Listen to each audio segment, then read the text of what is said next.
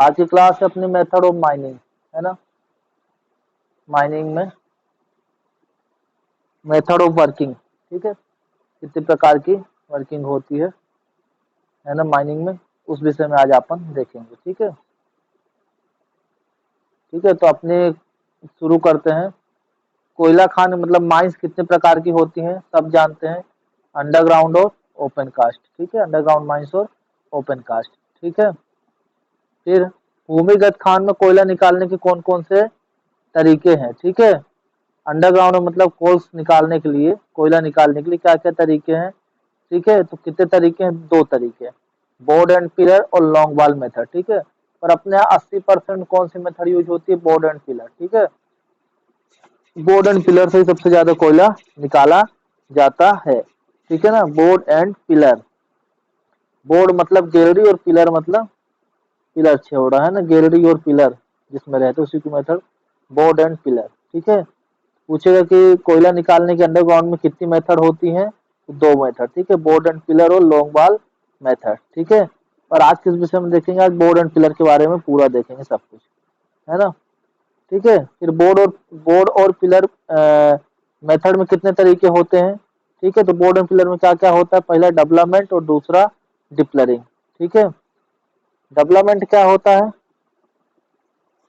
और डिप्लरिंग आगे इसके बारे में बता देते हैं। ठीक है, अपन ने भी क्या देखा माइंस में।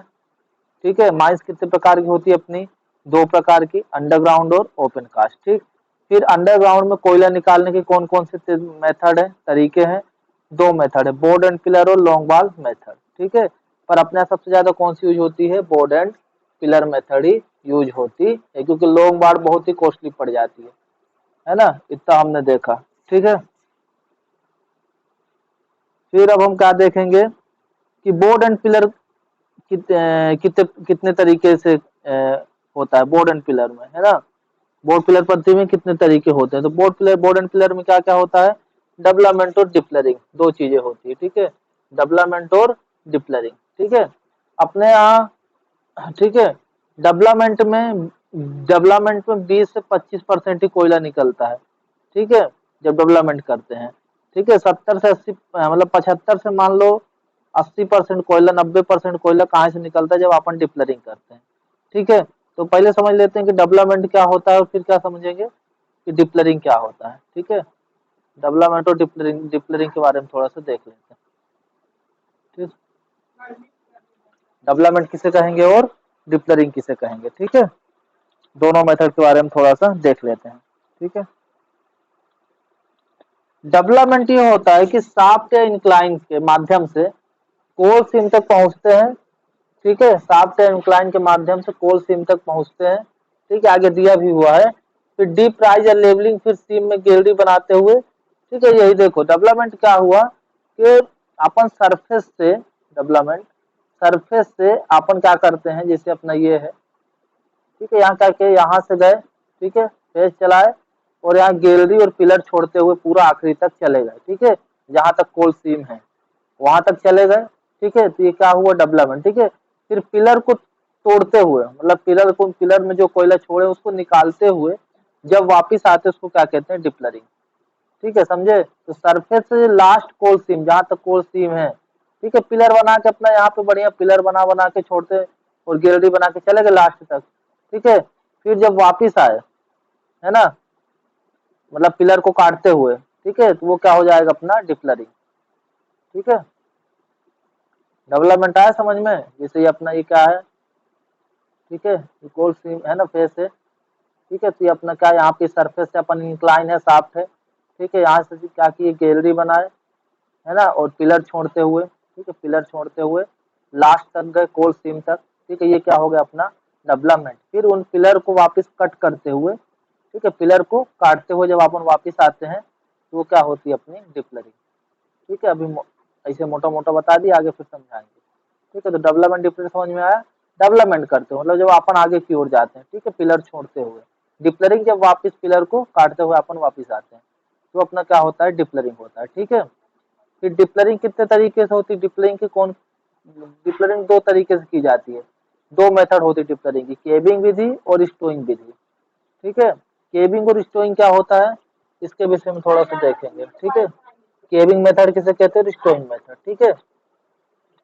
तो स्टोइंग मेथड उसको कहते हैं जैसे अंदर से अपन ने कोयला निकाल लिया, है ना, पिलर को काटते हुए, ठीक है, फिर सेंड भर दिए, है ना, पाइप के माध्यम से बालू पानी के साथ मिलाकर, ठीक है। तो उस मेथड को, जिसे यहाँ से कोयला निकाल लिया, तो यहाँ बढ़िया पाइप के माध्यम से सेंड भर दिया, है ना, सेंड या बालू, है ना, यहाँ भर दिए, ठीक है, खाली एरिया जो था, फिर आगे आ गए, तो इसको क्या कहते हैं, स्टोइंग, ठीक है। स्टोइंग मेथड हो गई, खाली एरिया को अपन ने भर दिया, ठीक है। जैसे यहाँ से कोयला अपन ने निकाल लिया, स्टोइंग समझा रहे हैं ना, यहाँ से कोयला अपन ने निकाल लिया, फिर अपन यहाँ क्या भर देंगे, बालू या रेता भर देंगे पानी के साथ मिक्स करके, है ना। तो उस मेथड को क्या कहते हैं, स्टोइंग मेथड, ठीक। अगला अपना क्या है, सॉरी, हाँ, स्टोइंग मेथड। अगला अपना क्या है, केविंग विधि किसे कहते हैं, केविंग मेथड, है ना। केविंग मेथड में क्या होता है, जैसे पिलर है तो इसको ये डायरेक्ट कट करके, है ना, ऐसे ऐसे काटते हैं यूं। तो पिलर को क्या करते हैं, है ना, डायरेक्ट करके, है ना, जो उसके ऊपर का मटेरियल है, जैसे ये, ठीक है, ऊपर के मटेरियल को इसी में धंसा देते हैं, मतलब जो खाली जगह है यहीं पे धंसा देते हैं, ठीक है। पर एक बात का ध्यान रखते हैं कि एक्सपोज एरिया 7 से 90 मीटर से ज्यादा ना हो, ठीक है, आगे देखेंगे। मतलब एक्सपोज मतलब खाली जगह, है ना, मतलब खाली जगह 60 से 90 मीटर से ज्यादा ना हो। क्यों, क्योंकि अगर ज्यादा छोड़ देंगे तो अगर इकट्ठे गिरेगा तो एयर ब्लास्ट हो सकता है ना। एयर ब्लास्ट होगा तो बड़ी बड़ी मशीनें उड़ जाती है ना, कई लोग की जान भी जा सकती है ना। तो स्टोरेज में अपन क्या करते हैं कि मटेरियल को भर देते हैं, है ना। और इसमें क्या करते हैं अपन कि जो अपनी जैसे यहाँ से निकाल लिए, तो जो अपना ये छत है ना, ये, तो इसी को गिरा देते हैं ना। पर ये ध्यान रखते हैं कि हाँ, एक्सपोज एरिया ज्यादा ना छोड़े, कितना छोड़े, 60 से 90, है ना, मीटर से ज्यादा नहीं छोड़ना होगा, ठीक है, नहीं तो एयर ब्लास्ट हो सकता है, ठीक है। तो अभी तक हमने क्या क्या देखा, को खदानें कितने टाइप की होती है, माइंस 2 टाइप की, अंडरग्राउंड माइंस और ओपन कास्ट माइंस, ठीक। फिर अंडरग्राउंड माइंस में कोयला निकालने के क्या तरीके हैं, तो बोर्ड एंड पिलर और लॉन्ग वाल मेथड, ठीक है। फिर बोर्ड एंड पिलर कितने टाइप का होता है ना, बोर्ड एंड पिलर कितने टाइप के, 2 टाइप के, डेवलपमेंट और डिप्लरिंग, ठीक है। डेवलपमेंट क्या होता है, जब अपन पिलर बनाते हुए, छोड़ते हुए, गैलरी बनाते हुए आगे बढ़ते हैं ना, लास्ट तक जाते हैं जहां तक कोल सीम, उसको क्या कहते हैं, डेवलपमेंट। डिप्लरिंग क्या होता है, जब अपन वापस आते हैं, ठीक है, पिलर को निकालते हुए, ठीक है, उसको क्या कहते हैं, डिप्लरिंग मेथड कहते हैं, ठीक। फिर अपनी डिप्लरिंग कितने तरीके से की जाती है, तो 2 तरीके से, केबिंग मेथड और स्टोइंग मेथड। क्वेश्चन आए डिप्लरिंग कितने तरीके से, तो 2 तरीके से, ठीक है, केबिंग विधि से और अपना स्टोइंग विधि से अपन डिप्लरिंग करते हैं। केबिंग विधि क्या होती है कि अपन जहां से पिलर को कट कर लिए, ठीक है, तो अपने आप जो ऊपर का वो रहता है रूफ, उसको अपने आप धंसने देते हैं ना, और है ना, और पर ज्यादा एरिया नहीं छोड़ते, ठीक है, कितना छोड़ते हैं, 90 से लेके 60 से लेके 90 तक, क्योंकि ज्यादा छोड़ेंगे तो एयर ब्लास्ट हो सकता है ना, एकदम अचानक से गिरेगा, सब बड़ी बड़ी मशीनें, लोग वाग से आ जाएंगे, है ना, लोगों की जान जा सकती है ना। तो इस चीज का ध्यान रखेंगे, ठीक है। फिर अपना स्टोइंग को क्या करते हैं, जहां से अपन पिलर काट के निकाल लेते हैं, वहां रेत बालू सीमेंट भर देते हैं, है ना, पाइप के माध्यम से, ठीक है, खाली एरिया में, ठीक। यहाँ तक हमने पढ़ा, ठीक। आगे अब देखते हैं, एमसीक्यू बनेगा, सब ध्यान रखिएगा। बोर्ड एवं पिलर विधि में डेवलपमेंट कितने से तरीके कितने तरीकों से किया जाता है ना, बोर्ड एंड पिलर मेथड में डेवलपमेंट कितने तरीकों से किया जाता है, तो कितने तरीकों से, 3 तरीकों से, याद रखेंगे। मैनुअल समझाते हैं अभी, सेमी मैकेनाइज, ठीक है, और एक फुली मैकेनाइज, है ना। मैनुअल क्या होगा, जैसे छोटी छोटी माइंस है ना। डेवलपमेंट कितने तरीकों से किया जाता है, तो आपने देखा मैनुअल जैसे छोटी छोटी माइंस है ना, पहले अपन ड्रिलिंग करे, फिर ब्लास्टिंग किए, है ना, फिर बास्केट लोडिंग, होलेज, है ना, जैसे अपना ये है ट्रैक, तो आप देखते रहे होलेज के माध्यम से, है ना, इसमें भरते थे, फिर इसको एक गिराने वाला रहता था, है ना, जो कोयला भरा रहता था, है ना, टप में। तो पहले ऐसा चलता था, तो उसको क्या कहते थे, मैनुअल माइनिंग, है ना। फिर सेमी मैकेनाइज बहुत लोग देखे होंगे, ट्रेनिंग में देखे होंगे, है ना, drilling, blasting, HDL, side discharge loader, LHD, load haul dumper, है ना, के माध्यम से डायरेक्ट चेन कन्वेयर से बेल्ट कन्वेयर में जाता है ना। तो उसको क्या है, सेमी मैकेनाइज, है ना। आप क्या है, सेमी मैकेनाइज देखे होंगे कि अपना एलएचडी है, ठीक है, कोयला डायरेक्ट लिया, ठीक, कायम डाल दिया बेल्ट कन्वेयर में, है ना, डायरेक्ट पहुंच गया, ठीक है।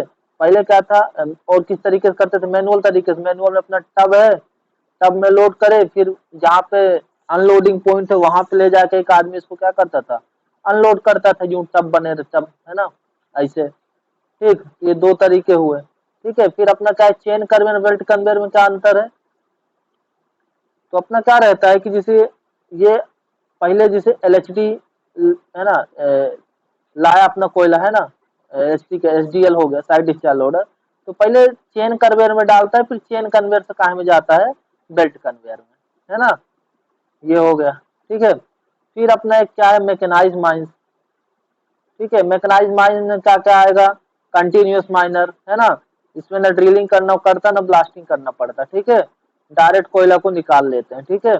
शटल कार, बेल्ट कन्वेयर, है ना, सीधा ब्लास्टिंग नहीं, इसमें ब्लास्टिंग नहीं करना पड़ता मैकेनाइज माइंस में, ठीक है। तो डेवलपमेंट कितने तरीके से किया जाता है, मैनुअल, सेमी मैकेनाइज और मैकेनाइज, तीन तरीके से, ठीक है, याद रखेंगे। डेवलपमेंट करने के कितने तरीके हैं, तीन तरीके हैं, ठीक,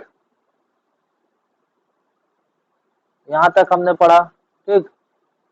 अब एमसीक्यू बनता है, इसको देख लें थोड़ा सा।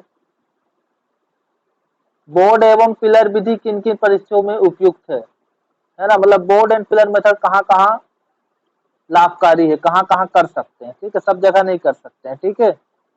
कहाँ कहाँ, जहाँ कोल सीम की मोटाई 1.5 मीटर से अधिक हो, ठीक है, मतलब जहाँ पे कोल सीम 1.5 मीटर से ज्यादा मोटा हो वहाँ अच्छा काम करेगा बोर्ड एंड पिलर मेथड अपना, है ना। अगर बहुत पतली सीम है तो फिर वहां नहीं करेगा, फिर वहां लोग बाल यूज करते हैं। कोल सीम अधिक गहराई पर ना हो, ठीक है, कोल सीम क्या हो, अधिक गहराई पर ना हो। कोल सीम अधिक गैसी ना हो, ठीक है, सब याद रखेंगे। रूफ एवं तली मजबूत हो, है ना, रूफ बढ़िया मजबूत रहे, है ना, उसका आरएमआर अच्छा रहे। कोल सीम का कोयला ज्यादा, ठीक है, ताकि पिलर की स्थिर रह सके, ठीक है।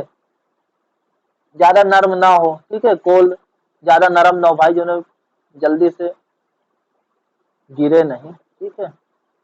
तो याद रखेंगे, यहाँ से क्वेश्चन बनेगा कि बोर्ड एंड पिलर मेथड करने के लिए कोल सीम की मोटाई कितनी होगी, तो नोट अधिक ना हो ना, तो नोट मोर देन होगा ना, ठीक है, मोटाई से अधिक 1.5 मीटर से अधिक नहीं रहनी चाहिए, ठीक है।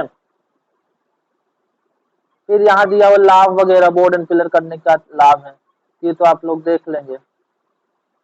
क्या परेशानी होती है, तो ये तो एडवांटेज और डिसएडवांटेज हो गया, है ना, बोर्ड एंड पिलर करने के, यहाँ से कोई एमसीक्यू नहीं है, ठीक है।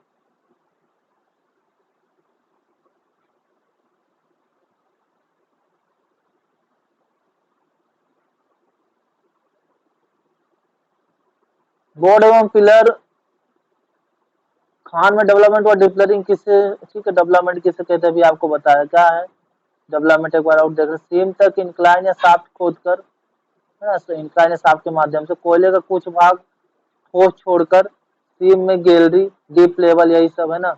कोयले को इस ठोस भाग को पिलर कहते हैं, ठीक है, वही पिलर बनाते हुए, ठीक है, शाफ्ट इंक्लाइन के रास्ते से होते हुए। गैलरी की चौड़ाई एवं पिलर का साइज कानून के अनुसार रखा जाए, मतलब रेगुलेशन के अनुसार रहेगा। गैलरी की चौड़ाई कितने मीटर से ज्यादा नहीं होगी, ठीक है, याद रखेंगे, डेवलपमेंट के दौरान और डिप्लरिंग के दौरान, है ना, दोनों के दौरान। गैलरी की चौड़ाई 4.8 मीटर से ज्यादा नहीं, ठीक है, और ऊंचाई कितनी रहेगी, 3 मीटर से ज्यादा नहीं, सॉरी, डेवलपमेंट के दौरान, ठीक है, पूछेगा डेवलपमेंट के दौरान गैलरी की चौड़ाई कितनी रहेगी, तो नॉट मोर देन 4.8 मीटर। ऊंचाई पूछेगा तो 3 मीटर से ज्यादा नहीं, ठीक है, ये हो गया। फिर अपना क्या है, डिप्लरिंग, जो डेवलपमेंट कर कर पिलर बनाए जाते हैं, ठीक है, जब जो अपन डेवलपमेंट करते हैं और पिलर छोड़ते हैं, तो खान के पास उन पिलरों को कोयला निकाल लिया जाता है, ठीक है। फिर उन पिलरों से क्या होता है, कोयले को निकाल देते हैं और छत को बैठने दिया जाता है, ठीक है, इस खाली जगह पर बालू भर दिया जाता है, इसी विधि को, है ना, डिप्लरिंग कहते हैं, ठीक है। उन पिलर से अपन क्या करते हैं, कोयला निकाल लेते हैं, फिर वहां बालू वगैरह भर देते हैं, अभी बताए थे, स्टोइंग कर देते हैं, है ना, ठीक। ये हो गया अपना डेवलपमेंट और डिप्लरिंग, ठीक। फिर सीम के डेवलपमेंट के लिए क्या कानूनी प्रावधान है ना, तो वही, है ना, ऊंचाई चौड़ाई, है ना, ऊंचाई 3 मीटर से ज्यादा नहीं, चौड़ाई अपनी क्या 4.8 मीटर से ज्यादा नहीं, ठीक है। फिर यहाँ क्वेश्चन आता है, खदान खोलने पर दो चाणक कि या 2 इंक्लाइन की दूरी कितनी होगी कम से कम, है ना। जैसे देखो खदान है तो वहाँ 2 इंक्लाइन तो रहेगा ही अपना, 2 इंक्लाइन तो रहते ही हैं, है ना। एक रहता है आदमियों के आने जाने के लिए, है ना, और एक अपना रहता है हॉलेज वगैरह, है ना, टब वगैरह जाता है जहाँ से, है ना। तो बोल रहा है 2 इंक्लाइन के बीच की दूरी कितनी होगी, तो 13.5 मीटर से कम नहीं होगी, कम नहीं होगी। 2 इंक्लाइन के बीच की दूरी 13.5 मीटर से कम नहीं। ठीक है, यहाँ तक क्वेश्चन बनेगा। ठीक, अगला, नदी नाले तालाब के नीचे डेवलपमेंट करने से क्या नियम है ना। तो नदी नदी नाले तालाब के नीचे कार्य नहीं किया जाएगा और ना ही इनकी सीमा 15 मीटर के अंदर कार्य नहीं करेंगे, है ना। रेगुलेशन में दिया हुआ है नदी नाले के, करना हो तो किससे परमिशन लेना पड़ेगा, डीजीएमएस से, है ना, मतलब चीफ इंस्पेक्टर से परमिशन लेंगे। ठीक है, जहाँ नदी नाला है वहाँ 15 मीटर के अंदर काम नहीं करना है, अगर करना है तो चीफ इंस्पेक्टर से परमिशन लेंगे। ठीक है, फिर अगला क्या है, क्वेश्चन नंबर यहाँ से देखो, सीम की मोटाई के अनुसार सीम को कितने भागों में बांटा गया है ना। मोटाई के अनुसार ध्यान रखना, थिन सीम 1.5 मीटर से कम मोटी, मतलब लेस देन, कम हो, है ना, 1.5 मीटर से कम है तो उसको अपन थिन सीम कहेंगे। 1.5 मीटर से 4.5 मीटर तक है तो उसको क्या कहेंगे अपन, मॉडरेट थिक सीम, है ना। थिक सीम किसे कहेंगे, 4.5 मीटर से 9 मीटर तक मोटी है तो उसको थिक सीम कहेंगे। तो वेरी थिक सीम किसे कहेंगे, तो 9 मीटर से ज्यादा मोटी है। ये क्या हो गया, सीम की मोटाई के अनुसार सीम कितने भाग के होते हैं। ठीक है, 4 प्रकार के। ठीक है, याद रखेंगे इसको।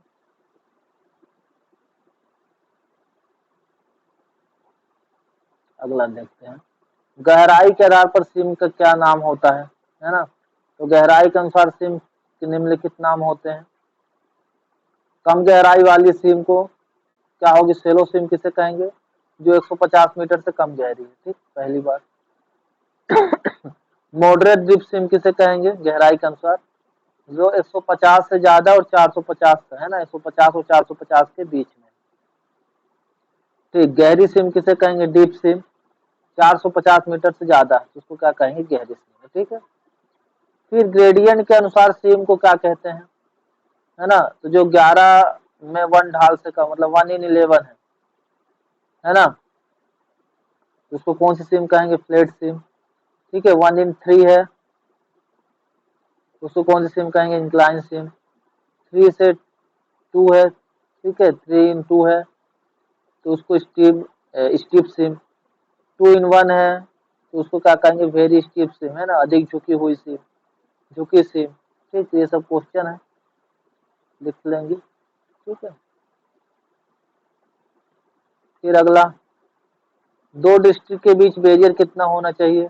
दो डिस्ट्रिक्ट के बीच बेरियर एक पिलर के साइज का होना चाहिए। ठीक है, कितने, किसके साइज का होना चाहिए, तो एक पिलर के साइज का होना चाहिए। एक खदान से दूसरी खदान के बीच का बेरियर कितना मोटा होना चाहिए, एक खदान से दूसरी खदान के बीच का कम से कम 1 पिलर मोटाई का बेरियर छोड़ा जाएगा। ठीक है, ऊपर दिया है बेरियर का साइज, रेगुलेशन 99 रेगुलेशन पढ़ाए थे आपको। 4.8 मीटर की गैलरी साइज के अनुसार सीम की अधिकतम गहराई हिसाब पिलर का। ठीक है, ये तो रेगुलेशन की चीजें हैं। ठीक है, बस इतना याद रखिएगा ना कि बेरियर कितना छोड़ना है दो खदान के बीच का, है ना, तो इतना छोड़ना है। ठीक है, कितना छोड़ना है, 1 पिलर के बराबर अपने को छोड़ना है। ठीक है, 1 पिलर के बराबर अपन छोड़ेंगे। ठीक है, तो आज अपन क्या पढ़ रहे हैं, माइनिंग मेथड। हमने क्या देखा, माइंस कितने टाइप की होती है, 2 टाइप, अंडरग्राउंड, ओपन कास्ट। फिर हमने क्या देखा, कोयला निकालने के अंडरग्राउंड में कौन कौन से तरीके हैं। ठीक है, board and pillar and log वाल मेथड। फिर हमने क्या देखा, बोर्ड एंड पिलर कितने टाइप की, 2 टाइप की, डेवलपमेंट और डिप्लरिंग, कोई पूछेगा तो। ठीक है, फिर हमने क्या देखा, डिप्लरिंग के कितने टाइप हैं, कितने प्रकार से डिप्लरिंग की जा सकती है, कितनी मेथड है, तो स्टोइंग और, ठीक है, हमने देखा, और केविंग। ठीक है, 2 मेथड से अपन डिप्लरिंग कर सकते हैं। ठीक है, डेवलपमेंट अपना क्या है, तो अपन जब पिलर छोड़ते हुए गैलरी बना के खोल के जहां तक सीम है वहां तक जाते हैं, ठीक है, तो उसको डेवलपमेंट कहते हैं। फिर पिलरों को वापस कट करते हुए जब अपन बाहर की ओर आते हैं, ठीक है, सरफेस से लास्ट सीम तक पिलर बनाते हुए जाते हैं डेवलपमेंट, पिलर को काटते हुए वापस सरफेस पे आते हैं तो डिप्लरिंग कहते हैं। ठीक है, ये हो गया डेवलपमेंट और डिप्लरिंग। डिप्लरिंग के दो तरीके हैं। ठीक है, डेवलपमेंट कितने तरीके से किया जाता है? तीन तरीके से। कौन कौन सा? तो अपना मैनुअल है ना, आपको बताया मैनुअल, मैकेनाइज, है ना। डेवलपमेंट अपना तीन तरीके से किया जाता है, मैनुअल, ठीक है, मैनुअल माइन, सेमी मैकेनाइज और मैकेनाइज, है ना। मैनुअल में क्या होता है? मैनुअल मतलब ये हो गया कि पूरा अपना ड्रिल किए, ब्लास्ट किए, है ना, फिर उसको टप में डाले, ये टप हो गया, फिर अपना ले जाके अनलोड किए, ये क्या हो गया? मैनुअल। सेमी मैकेनाइज क्या हो गया? जो आपने देखा हो ज्यादातर, है ना, अपना एलएचडी और एसडीएल से, है ना, डायरेक्ट चेन कन्वेयर के माध्यम से, है ना, बेल्ट कन्वेयर के बाहर ले आते हैं। ठीक है, तो उसको अपन क्या कहेंगे? मैकेनाइज। ठीक है, तीसरा सेमी मैकेनाइज। अब अपना देखें मैकेनाइज।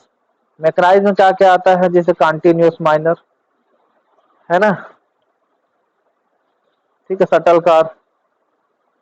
इसमें क्या है? ड्रिलिंग ब्लास्टिंग नहीं करना पड़ता। ठीक है, डायरेक्ट कोयले को कट करते हैं, ठीक है, फिर बेल्ट कन्वेयर के माध्यम से चेन डायरेक्ट लोड होता है ट्रक में और फिर जाता है। ठीक है, ड्रिलिंग ब्लास्टिंग इसमें नहीं करना पड़ता। ये हो गया अपने डेवलपमेंट के तरीके। ठीक है, फिर हमने देखा दो इंक्लाइन के बीच की दूरी कितनी रहेगी, तो 30.5 मीटर से कम नहीं। फिर हमने देखा सीमों को किस प्रकार से बांटा गया है, गहराई के अनुसार क्या क्या कहते हैं, है ना, सीम के कितने भाग होते हैं, फिर ग्रेडियन के अनुसार सीम के कितने भाग होते हैं। ठीक, फिर दो डिस्ट्रिक्ट के बीच में बेरियर कितना छोड़ना है, तो एक पिलर के बराबर छोड़ना है, ये हमने देखा। ठीक है,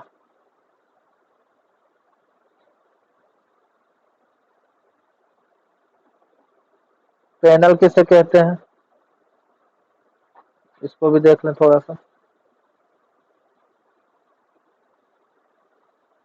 पैनल किसे कहते हैं? डेवलपमेंट करने के समय 5-6 गैलरी को लेकर अलग अलग बनाया जाता है ना, 5-6 गैलरी को मिलाकर पैनल बनाया जाता है, जो कि सॉलिड कोयले के बैरियर से अलग होता है ना, और भागों में पैनल कहते हैं। ठीक है, मतलब अपना ये होता है कि ज्यादातर अपन लोग डिप्लरिंग में पैनल बनाते हैं ना, पैनल 5-6 गैलरियों को मिला के बनाया जाता है। ठीक है ना, पैनल कहते हैं। पैनल कितना बड़ा बनाया जाता है दिया है, तो एक पैनल में पिलर की संख्या उतनी निर्धारित की जाती है कि इंक्यूबेशन पीरियड के अंदर डिप्लरिंग के समय पूरा कोयला निकाल लिया जा सके। ठीक है, मतलब इंक्यूबेशन पीरियड सबका अलग अलग होता है ना, किसी के 6 महीना, 5 महीना। इंक्यूबेशन पीरियड मतलब होगा आग लगने का टाइम। जैसे कागज में आग जितनी देर में लगती है ना, 1 सेकंड, 2 सेकंड, लकड़ी में कितनी देर में लगती है, तो जितने समय में लगती है उसको क्या कहते हैं? इंक्यूबेशन पीरियड, है ना। तो पैनल कितना बड़ा बनाया जाएगा कि इंक्यूबेशन पीरियड के अंदर, है ना, उसमें डिप्लरिंग कर ली जाए, मतलब कोयला निकाल लिया जाए। ठीक है, आग लगने के पहले कोयले को निकाल लिया जाए। ठीक है, क्वेश्चन आएगा तो इंक्यूबेशन पीरियड के अंदर। ठीक है, अलग अलग पैनल बनाने क्या फायदे? वही स्पॉन्टेनियस हीटिंग का खतरा कम हो जाएगा, है ना, विस्फोट वगैरह, है ना, पिलरों का टूटना कम होता है। ठीक है, ये सब तो देख लेंगे। फिर क्या हानियां हैं, इसको देख लेंगे। तो बैरियर में कोयले में लगा 20% भाग छूट जाता है ना, पैनल बनाने से 20% भाग छूट जाता है कोयले का। ठीक है, एयर क्रॉसिंग बनानी पड़ती है, ज्यादा संख्या में हेयर क्रॉसिंग बनानी पड़ती है, तो ये सब इसके क्या है? डिसएडवांटेज है। एडवांटेज ये है स्पॉन्टेनियस हीटिंग को, है ना, खतरा कम रहता है, विस्फोट वगैरह का खतरा कम रहता है, पिलर टूटने का कम रहता है, छोटे छोटे पैनल होने और उनके चारों तरफ कोयले का बैरियर होने सरफेस पर सब्सिडेंट कम होता है ना, खाली जगह, एयर ब्लास्ट का खतरा कम रहता है। ठीक है,